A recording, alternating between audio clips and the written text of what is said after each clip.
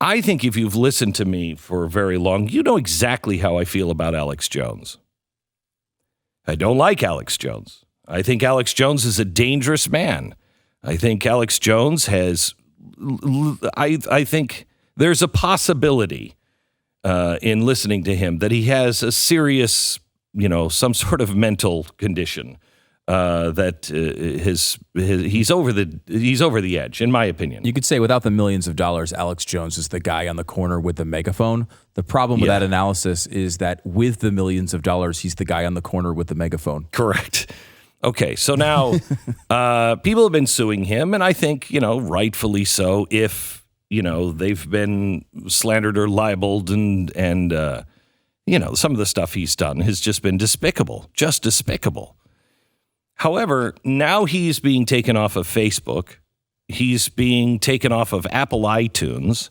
By the way, those are two big breaking stories over the past 24 hours. They removed 4 of his podcasts off of iTunes and removed his... But only 4? They're not taking him entirely. There's one program, for whatever reason, didn't get pulled. It's called like News Night or something. Okay. And I don't know if that's a different type of show that maybe doesn't deal in the same types of stuff Alex Jones does. It's not hosted by Alex Jones. Okay. It's hosted by somebody else. And then they also have 4 pages from InfoWars and Alex Jones were taken down, which are the Alex Jones channel, the Alex Jones page, the InfoWars page, and the InfoWars nightly news page. So if you, yesterday, were looking for Alex Jones, you may have found him. Today, you're not going to find him. I mean, a celebration in some regard for, common decency. However, a very sad day for freedom of speech.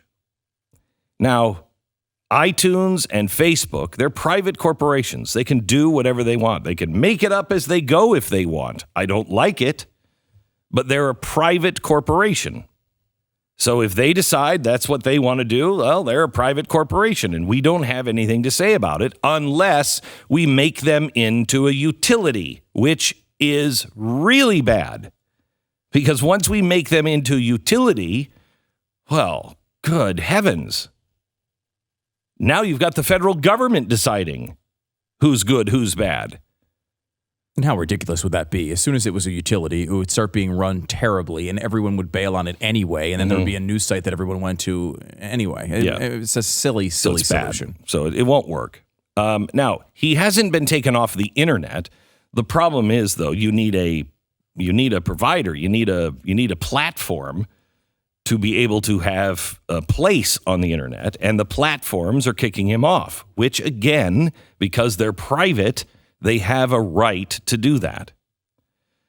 But should voices be silenced in America?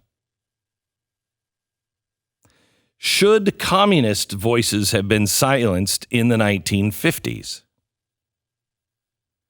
Should the voices of, the homosexual league in the 1950s, should they have been silenced? I'm not comparing Alex Jones to, kind of communism is, I think, just as destructive as Alex Jones is. But the thing, whatever is opposed at that time, right? I mean, back in the 50s, there was a totally different set of values, which is why these points are supposed to be self-evident and long-lasting, because the thing that we oppose changes. The thing that is absolutely beyond the pale, that could never be allowed to be heard, changes from year to year, seemingly now from minute to minute. And, I don't know. I mean, it's interesting to see what's happening here. Forget Alex Jones and the things he says for a second, and the we nonsense all agree he spews. They're despicable. Yeah. The guy's built a business, right? The guy's built a nice big business where he's able to sell to his listeners and viewers pills that will change your genitals.